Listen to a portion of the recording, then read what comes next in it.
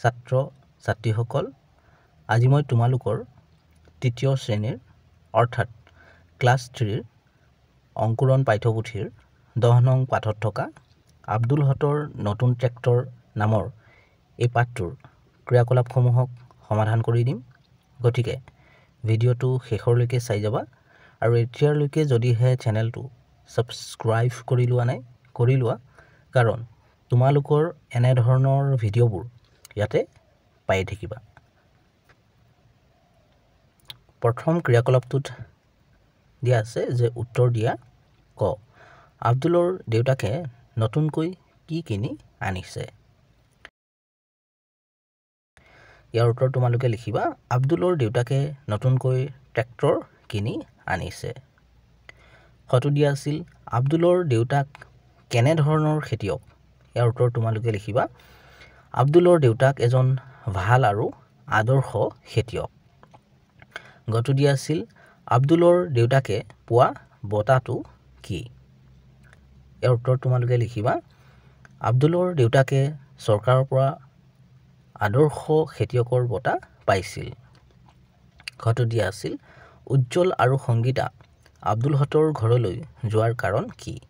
ইয়াৰ উত্তৰ তোমালোকে লিখিবা যে আব্দুলৰ দেউতাকে কিনা নতুন ট্ৰেক্টৰখন চাবলৈ উজ্জ্বল আৰু সংগীতা আব্দুল হতৰ ঘৰলৈ গৈছিল।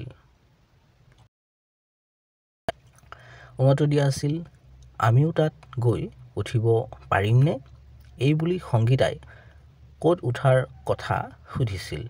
ইয়াৰ উত্তৰ তোমালোকে লিখিবা ট্ৰেক্টৰখনত উঠাৰ কথা সুধিছিল। প্ৰথম চটো দিয়া আছিল উজ্জ্বলহতে কি শুনি উচাপ খালে? ইয়াৰ উত্তৰ তোমালোকে লিখিবা পানী তোলা কলৰ ধপ ধপ মাত শুনি উজ্জ্বলহতে উচাপ খালে। দ্বিতীয় চটো দিয়া আছিল সেইবোৰ পচন সাৰ দলিয়াই নষ্ট নকৰিবা, ফৰিদাই কাক তেনেকৈ কৈছিল? ইয়াৰ উত্তৰ তোমালোকে লিখিবা সেইবোৰ পচন সাৰ দলিয়াই নষ্ট নকৰিবা, এই বুলি ফৰিদাই উজ্জ্বলক কৈছিল। তাৰ পাছৰ ক্ৰিয়াকলাপটোত দিয়া আছিল যে কোৱা।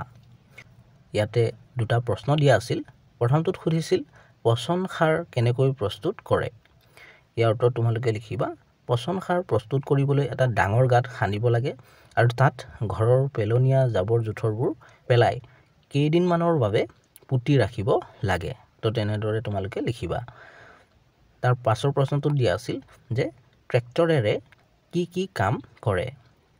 ইয়াৰ উত্তৰ তোমালোকে লিখিবা ট্ৰেক্টৰেৰে খেতি পথাৰত মাটি চহোৱা হয়, ট্ৰেক্টৰত ট্ৰেইলাৰ লগাই মাটি কঢ়িওৱা হয়, ট্ৰেক্টৰৰ দ্বাৰা মানুহে মৰণা মাৰে ইত্যাদি। তাৰ পাছৰ ক্ৰিয়াকলাপটো দিয়া আছিল যে পাঠটোত থকা যুক্তাক্ষৰযুক্ত শব্দবোৰ বিচাৰি উলিওৱা। তো তোমালোকে কি কৰিবা পাঠটো পঢ়োঁতে যিবোৰ যুক্তাক্ষৰ পোৱা সেইবোৰ বিচাৰি উলিয়াবা আৰু চিনাকি যুক্তাক্ষৰবোৰ ভাঙি লিখা। তাৰপিছত তুমি যিবোৰ পাৰা বুজি পোৱা সেই যুক্তাক্ষৰবোৰ ভাঙি লিখিব যত্ন কৰিবা। তাৰ পাছৰ ক্ৰিয়াকলাপটোত দিয়া আছে যে কলহত থকা শব্দবোৰ যুক্তাক্ষৰৰ লগত মিলাই চকৰিটোত লিখা। ইয়াতে দেখা পাইছাই যুক্তাক্ষৰ দিয়া আছে এই চকৰিটোত আৰু ইয়াতে খালী ৰখা আছিল। মই ইয়াতে লিখি দিছোঁ বাৰু, তোমালোকে ভিডিঅ'টো ৰখাই এইবোৰ লিখি ল'বা। তাৰ পাছৰ ক্ৰিয়াকলাপটোত দিয়া আছে যে বাক্য ৰচনা কৰা। ইয়াতে কেইটামান শব্দ দিয়া আছিল যেনেদৰে খেতি পথাৰ, বঁটা, পেলনীয়া এই শব্দবোৰৰ সৈতে আমি বাক্য ৰচনা কৰিব লাগিছিল। মই ইয়াতে ৰচনা কৰি দিছোঁ, তোমালোকে ভিডিঅ'টো ৰখাই লিখি ল'বা।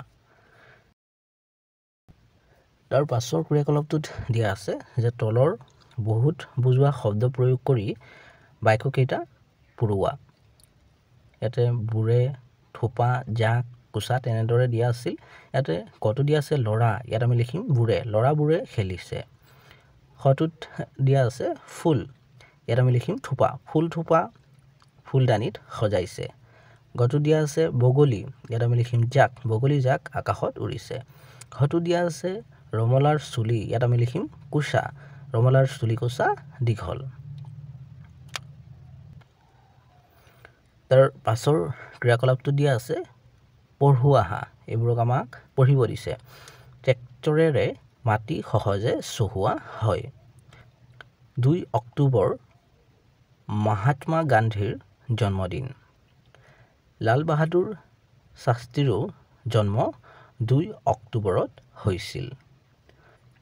অক্টোপাছ এবিধ সাগৰীয় প্ৰাণী। সোণ এবিধ উজ্জ্বল ধাতু। তো তেনেদৰে তোমালোকে পঢ়িবা। তাৰ পাছৰ ক্ৰিয়াকলাপটো দিয়া আছে কোৱা আৰু লিখা। ক, মহাত্মা গান্ধীৰ জন্মৰ তাৰিখটো কি? ইয়াৰ উত্তৰ তোমালোকে লিখিবা 2 অক্টোবৰ। খটো দিয়া আছে মাটি কিহেৰে সহজে চহাব পাৰি? ইয়াৰ উত্তৰ তোমালোকে লিখিবা ট্ৰেক্টৰেৰে। গটো দিয়া আছে সোণ কেনেকুৱা ধাতু? ইয়াৰ উত্তৰ তোমালোকে লিখিবা সোণ এবিধ উজ্জ্বল ধাতু। তাৰ পাছৰ ক্ৰিয়াকলাপটো দিয়া আছে যে কেনেকুৱা শব্দ হয়? উদাহৰণ, এটা উদাহৰণ দি দিয়া আছে পানী তোলা কল চলিলে ইয়াত হয় ধপ ধপ। ইয়াতে কটো দিয়া আছে নলীৰে জোৰেৰে পানী ওলালে, ইয়াত আমি লিখিম হৰ হৰ।